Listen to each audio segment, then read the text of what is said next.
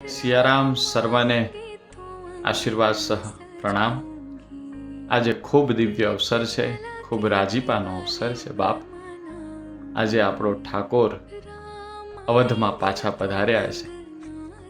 ત્રેતામાં જ્યારે ઠાકોરજી આવ્યા એ દિવસની આપણે દીપોત્સવ મનાવીએ છીએ, દિવાળી મનાવીએ છીએ। હવે દીપાવલી તો મનાવવાની, પણ જોડે જોડે 22 જાન્યુઆરીએ પણ દીપોત્સવ આ ભારત દેશ ઉજવશે। આજે રાત્રે બધાને મારે કહેવું છે કે 22 જાન્યુઆરીએ રાત્રિએ તમે કોઈ પણ દેશમાં રહેતા હો, દરેક દેશનું અલગ અલગ સમય છે, હું જાણું છું, માટે કોઈ પણ દેશમાં તમે રહો ત્યાં રાત્રિએ દીપોત્સવ મનાવીએ। અને આ ખૂબ દિવ્ય અવસરને બહુ લાંબી પ્રતીક્ષા થઈ, પણ આખરે ઠાકોર પધાર્યા છે। લોકોના હૃદયમાં પણ ઠાકોર પધાર્યા છે। ભગવાન રામ ભલે અવધમાં પધાર્યા, પણ લોકોના હૃદયમાં પણ અયોધ્યા આવીને બેસી ગયું છે મહારાજ। માટે સર્વ હરિભક્તોને ખૂબ આશીર્વાદ અને પ્રણામ। જય સિયારામ।